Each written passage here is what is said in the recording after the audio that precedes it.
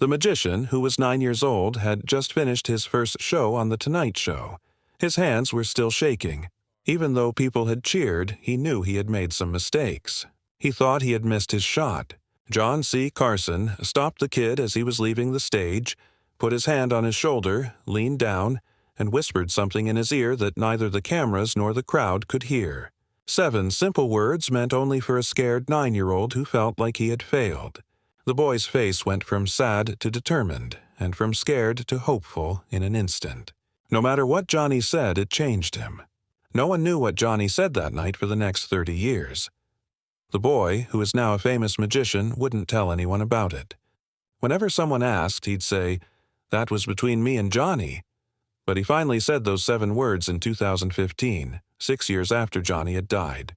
People knew why Johnny kept it a secret for so long after hearing what he said to that nervous kid. It's not just advice for performers that Johnny said. They were a present and a secret between a teacher and a student. 7 words that helped a scared kid become one of the best magicians in the world. Here's the story behind those 7 words and why Johnny Carson's best magic show ever had nothing to do with tricks. NBC Studio One in Burbank, California on November 3, 1979. Michael Chen, who was 9 years old, held a deck of cards backstage at The Tonight Show and tried not to throw up. It was his chance, the moment that every young artist dreams of. Michael had been magic since he was 5 years old. Began with simple card tricks taught by his grandfather taught him. He was singing at birthday parties by the time he was 7. By 9 o'clock, he was good enough that NBC saw him. Things like birthday parties, practice, and neighborhood talent shows did not prepare him for this, though. 20 million people watched The Tonight Show with Johnny Carson. To keep herself together, Michael's mom was in the green room. He couldn't stop shaking his hands. The cards kept going down. His mom told him, "You'll do great." But her voice was shaking too. Michael just nodded because he didn't trust himself to talk. Then a production helper showed up. "You're up in 2 minutes." Johnny sat down at his desk after finishing his speech. "Ladies and gentlemen, our next guest is 9 years old. He's old and wants to show us some magic. Welcome, Michael Chen." The cheers were warm and supportive, like when you give a kid praise before you even know if he's good. When Michael walked onto that stage, he thought he might pass out. The crowd was really big, and the lights were really bright. Mr. Johnny Carson, the real Mr. Johnny Carson, was sitting there and looking at him. "Hi, my name is Michael. How are you tonight?" "Okay," Michael just barely made it out. His voice broke. There were some laughs in the crowd, but they were gentle laughs, not mean ones. "I see that you brought some cards. Are you going to work magic for us?" "Yes, sir. I really can't wait." "Show us what you've got." Michael began with his best trick, which always worked. A card going away and coming back. Simple and classic. There was no way he could have messed up the second move because his hands were shaking so badly. The card showed up too early. It was a trick. A few people in the crowd made sounds of agreement. Michael's face turned red, but he kept going. Did the next move. That one went better. Then another. His hands weren't shaking as much by the 4th trick. People in the crowd cheered. It was nice and helpful. Michael knew the truth, though. He did something wrong. He messed up with his big shot. As the crowd stopped cheering, Michael started to leave the stage with his head down, trying not to cry in front of everyone. But Johnny got up from his seat, walked over, and stopped him. "Michael, wait a minute. Take a moment to come here." Michael turned around in fear. Was Johnny going to say what went wrong? Tell everyone that he did something wrong. He got down on his knees so that he was level with Michael. He touched the boy on the shoulder. Then Johnny said 7 words in a whisper that only Michael could hear. Michael would remember those 7 words for the rest of his life. Michael's face changed. The disappointment went away. It was replaced by something else. Not just comfort, but something more. Trust, hope, and freedom to not be wonderful. Johnny got back up and spoke to the crowd. "Ladies and gentlemen, I believe we have found a future star. Michael, please come back and see us again." "Okay." "Really?" Michael was shocked. "Really?" "Hey, kid, you're good. Keep working on it." Michael got a standing ovation from the crowd. A real one. Michael left the stage not as a kid who had done something wrong, but as a kid who had been seen. Really seen. It wasn't just that Johnny was nice. He really meant it. Michael went back to The Tonight Show after a month. The month after that, and the month after that. In the next two, Michael was on The Tonight Show 17 times over the course of 17 years. That's more than most professional magicians and more than people who had been acting for decades. And after each show, Johnny would take Michael backstage. They would talk about what worked and what didn't in magic and show business. But Johnny taught Michael something more important than tricks. How to connect with people.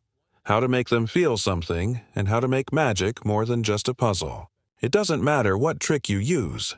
He once told him, "People forget tricks, but they'll always remember how you made them feel. Make them wonder, and they'll always remember you." Michael took it all in. Not just the help, but also the kindness. Johnny made him feel like he was important and that his dreams were worth pursuing. Michael aged over time. As Johnny's career took off, people began to ask about him, those 17 Tonight Show appearances, and what it was like to be coached by a great. Michael would always answer the questions and talk about how kind, gentle, and smart Johnny was. Michael never did answer one question, though. "What did Johnny whisper to you that first night?" The reporters asked. Strangers and fans of magic asked.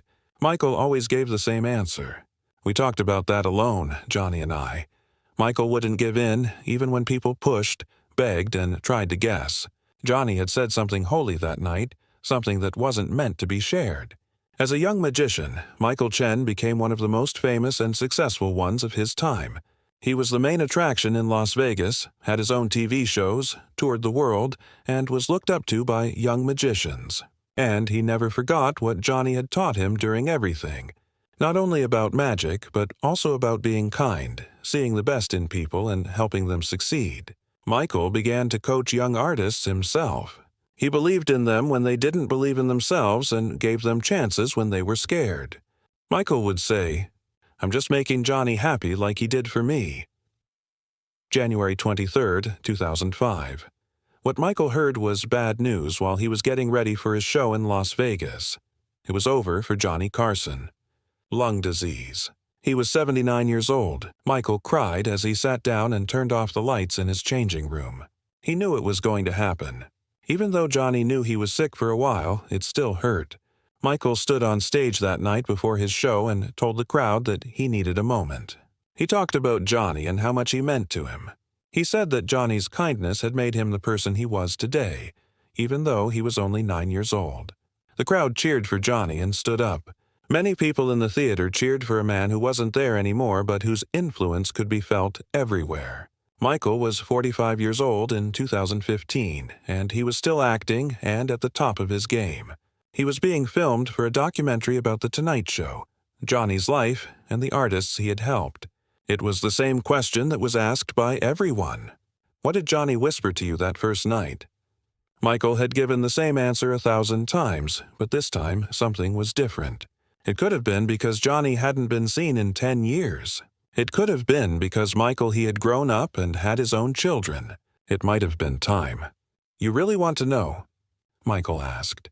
The interviewer said, "Yes." Michael took a deep breath. He leaned down and told her, "You're good enough already. Have fun." The interviewer waited, hoping for more.